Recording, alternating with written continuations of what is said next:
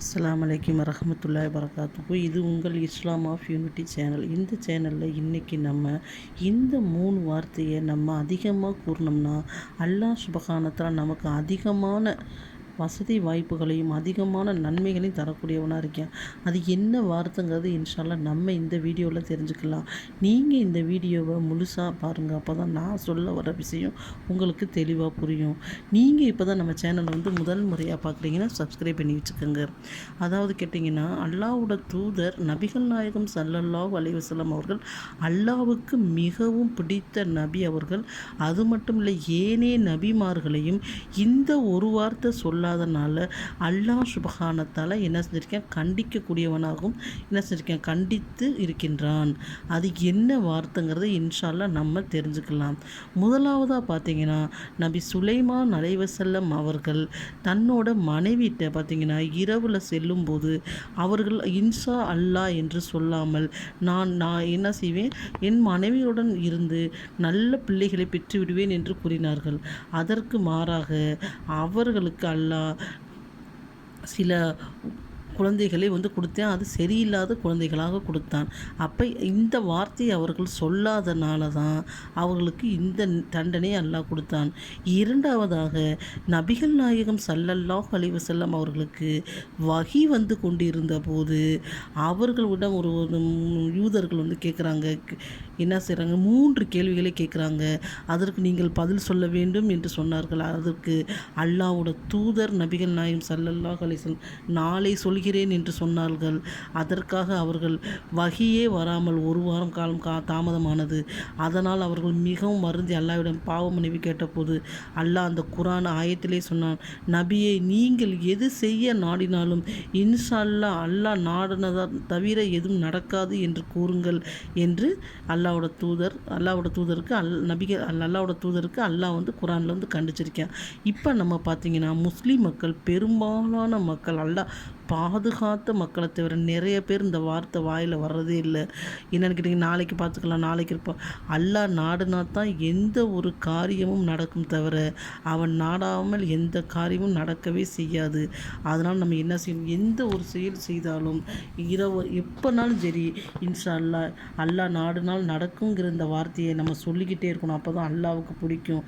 ஏன்னு கேட்டிங்கன்னா, அல்லாஹ் நம் செய்வதற்கு பார்த்திங்கன்னா நேரு மாறாக என்ன செய்வேன், அதை நடத்தக்கூடியவனாக இருக்கான், கோவப்படக்கூடியவனாக இருக்கான். அப்போ எந்த ஒரு காரியம் செய்தாலும் முதலாவதாக நாம் என்ன சொல்லணும், இன்ஷா அல்லாஹ் என்ற வார்த்தையை அதிகமாக பயன்படுத்தி கொள்ள வேண்டும். இரண்டாவது வார்த்தை கேட்டிங்கன்னா அல்ஹம்துலில்லாஹ். அல்லாஹ்வுக்கு மிகவும் பிடித்த வார்த்தை அல்ஹம்துலில்லாஹ். நமக்கு அல்லாஹ் சுப்ஹானஹு தஆலா நிறைய நியாமத்துகளை கொடுத்துருக்கேன். சின்ன சின்ன பிரச்சனைகள் நம்ம வாழ்க்கையில் வருது.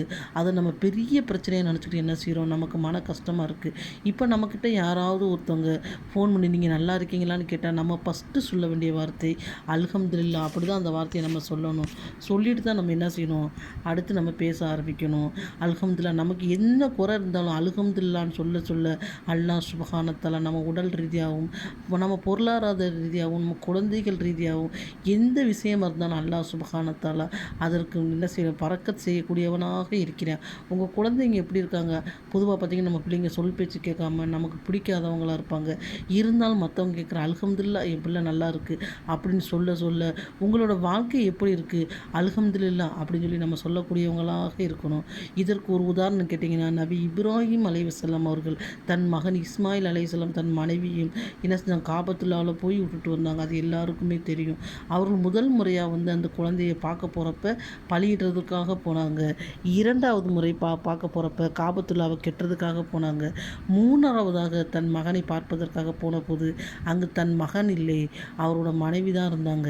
அப்போ இப்ராஹிம் நபி அவர்கள் தன்னோட மாமனாருன்னு தெரியாமல் அந்த பெண்மணி பேசி கொண்டு இருக்கும்போது, உங்களோட இல்லற வாழ்க்கையும் உங்கள் வாழ்க்கை எப்படி இருக்கின்றது, ஏதோ போய்கிட்டு இருக்கு, எங்கள் வாழ்க்கை சரியில்லை, என்னென்றோ போகுது, கஷ்டமாக போகுதுன்னு அந்த பெண்மணி சொன்னாங்க.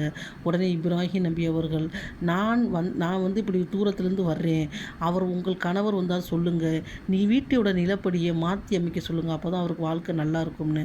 இதே அந்த மனைவி சொன்னோன்னே இஸ்மாயில் நபி அவர்கள் புரிந்து கொண்டார்கள். தன் தந்தை தன்னோட வாழ்க்கை துணையை மாற்ற சொல்கிறாங்கன்னு தெரிஞ்சுக்கிட்டு வந்துட்டேன். இஸ்மாயில் நபி அவர்கள் தன் மனைவியை விவாகரத்து செய்துவிட்டு 2வது திருமணம் செய்தார்கள். இன்னொரு காரியமாக இப்ராஹிம் நபி அவர்கள் அங்கு சென்றபோது 2வது மனைவி இருப்பதை பார்த்தார்கள். அவரிடம் இதே கேள்வியை கேட்டபோது அந்த மனைவி சொன்னார்கள், அல்ஹம்துலில்லாஹ் அல்ஹம்துலில்லாஹ், என்னோட வாழ்க்கை நல்லா போகுது, அல்லா போதுமானவன், எங்களுக்கு வாழ்க்கை நல்லா போகுதுன்னு சொன்ன உடனே இப்ராஹிம் நபி அவர் கூறினார்கள், நான் வந்து போனதாக சொல்லுங்கள், வீட்டின் நிலப்படி நன்றாக உள்ளது, இதை தக்க வைத்து கொள்ளுமாறு சொல்லுங்கள் என்று இப்ராஹிம் நபி அவர்கள் சொன்று சென்றார்கள். அப்போ அல்ஹம்துலில்லாஹ்ங்கிற வார்த்தை அல்லாஹ்வுக்கு மிகவும் பிடித்த வார்த்தை. ஒவ்வொரு மனிதனுக்கும் குறையில்லாத மனிதன் யாருமே இல்லை. ஆனால் நமக்கு கொடுத்த ஞாபகத்தை நம்ம நினச்சி பார்க்கணும். நம்ம வசதியாக இருப்போம், நம்ம எல்லாமே இருக்கும், நம்ம குழந்தை பாக்கியம் இருக்கும், கணவர் இருப்பார், எல்லாமே இருக்கும். ஆனால் நம்மகிட்ட வசதி இருக்காது. அதற்காக நம்ம அல்லாஹ்வை என்ன செய்யக்கூடாது, பழிக்கக்கூடாது. சில பேருக்கு பார்த்திங்கன்னா வசதி வாய்ப்பு எல்லாருக்கும், குழந்தையே இருக்காது. சில பேர்த்துக்கு பார்த்திங்கன்னா பிள்ளை இருந்தாலும் கணவன் இருக்காது. இப்படி நிறைய குறைகள் இருக்க தான் செய்யுது. நம்ம இருந்தாலும் இந்த வார்த்தையை நம்ம அல்லாஹ்விடத்தில் அதிகமாக நம்ம எப்போ கேட்டாலும் அந்த 2வது வார்த்தையை நம்ம பயன்படுத்தி கொள்ளணும். 3வது வார்த்தை என்னென்னு கேட்டிங்கன்னா, அல்லாஹ்விடத்தில் அதிகமாக நம்ம என்ன செய்யணும், அஸ்தஃபிருல்லாஹில் அலீம், இந்த வார்த்தையை நம்ம சொல்லக்கூடியவங்களாக இருக்கணும். நம்ம என்னன்னு கேட்டிங்கன்னா தெரிஞ்சும் தெரியாமலும் அறிஞ்சும் அறியாமலும் நிறைய பாவங்களை செய்யக்கூடியவங்களாக இருக்கும். நம்ம பாவத்தின் காரணமாக கூட நமக்கு வர ஞாபகத்துகளும் நமக்கு கிடைக்கக்கூடிய அருள் கொடைகளும் கிடைக்காம கூட இருக்கலாம். அப்போ அல்லாட்ட ஒரு நாளைக்கு 100 முறை நம்ம என்ன செய்யணும், அஸ்தஃபிருல்லாஹி சொல்கிறதுனால ஒன்றும் தவறு இல்லை. இந்த திக்கரை நம்ம என்ன செய்யலாம், ஒரு நாளைக்கு 100 முறை ஓரக்கூடியவங்களாக இருக்கணும். அப்போ அல்லாவுக்கு அவனோட கோபம் தணிந்து நமக்கு கிடைக்க வேண்டிய அனைத்து ஞாபகத்துகளும் நமக்கு வேண்டிய பறக்கத்துகளும் கிடைக்கக்கூடியதாக இருக்குது. நம்ம மனிதர்கள், அல்லாஹ் சொன்ன மனிதர்கள் அவர்கள் தவறு செய்யக்கூடியவர்கள் தான், அவர்கள் மலக்கு இல்லை. ஆனால் யார் ஒரு மனிதன் தன் செய்த தவறை நினைத்து என்னிடம் அழுது அஸ்தஃபிருல்லாஹ் தௌபா செய்கிறானோ அவன் பாவங்களை நான் மன்னிக்கிறேன் என்று அல்லாஹ் சுப்ஹானஹு வ தஆலா கூறுகிறான். அப்போ நம்ம என்ன செய்யணும், அல்லாஹ்விடத்தில் அதிகமாக அஸ்தஃபிருல்லாஹ் அலீம்ங்கிற இந்த வார்த்தையை நம்ம யூஸ் பண்ணக்கூடியவங்களாக இருக்கணும். இன்ஷா அல்லாஹ் நம்ம இந்த 3 வார்த்தைகளை நம்ம வாழ்க்கையில் அதிகமாக பயன்படுத்தணும்னா அல்லாஹ் சுப்ஹானஹு வ தஆலா நம்ம உடல் ரீதியாகவும் நம் பொருளாதார ரீதியாகவும் நம் குழந்தைகள் ரீதியாகவும் நம் அனைத்து பறக்கத்தையும் நமக்கு செய்யக்கூடியவனாக இன்ஷா அல்லாஹ் இருக்கேன். அதனால் இந்த வார்த்தைகள் நம்ம எவ்வளோ வசதியாக இருந்தாலும் சரி, எவ்வளோ ஏழ்மையான நிலையில் இருந்தாலும் சரி, நடுத்தரமான வாழ்க்கையில் இருந்தாலும் சரி, நம்ம இந்த வார்த்தையை என்ன செய்யக்கூடாது, இந்த வார்த்தையை நம்ம அதிகமாக பயன்படுத்தக்கூடியவராக இருக்கணும். சூரா காஃபில் அல்லாஹ் சுப்ஹானஹு வ தஆலா கூறுகிறான், 2 மனிதர்கள் சந்திக்கிறாங்க. ஒரு மனிதர் துறவுடன் சந்தோஷம் நல்லா இருக்குது.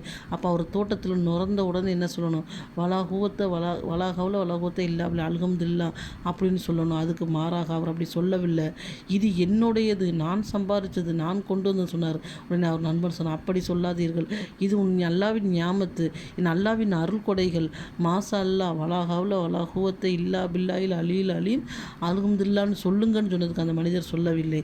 அவர் இரவில் தூங்கி எழுந்து வருவதற்கு முன்பு அல்லாஹ் சுப்ஹானஹு வ தஆலா ஒரு பெரும் மழையை ஏற்படுத்தி அவர் தோற்றத்தை ஒன்றுமில்லாமல் செய்துவிட்டார். என்னது என்று அந்த சொன்ன அந்த மனிதனுக்காக ஒரு படிப்பினை தான் இந்த ஒரு படிப்பினை. அப்போ நம்ம என்ன செய்யணும், எதுவும் நம்மளால் இயலாது, நம்மை படைத்த ரப்புல் ஆலமீனால தான் நடக்குது. இப்போ நம்ம இருக்கோம், அடுத்த நிமிஷம் நடக்கிறது அல்லாஹ் சுப்ஹானஹு வ தஆலா மட்டுமே அறியக்கூடியவராக இருக்கேன். அதனால் எந்த செயல் செய்தாலும் இன்ஷா அல்லாஹ், எது நடந்தாலும் அல்ஹம்துலில்லாஹ், நம் பாவத்தை வருந்தி அஸ்தஃபிருல்லாஹ் என்ற வார்த்தை அதிகமாக பயன்படுத்திக் கொள்வோம். ஆமீன் ஆமீன் யா ரப்பல் ஆலமீன். அஸ்ஸலாமு அலைக்கும் வரஹ்மத்துல்லாஹி வபரகாத்துஹு.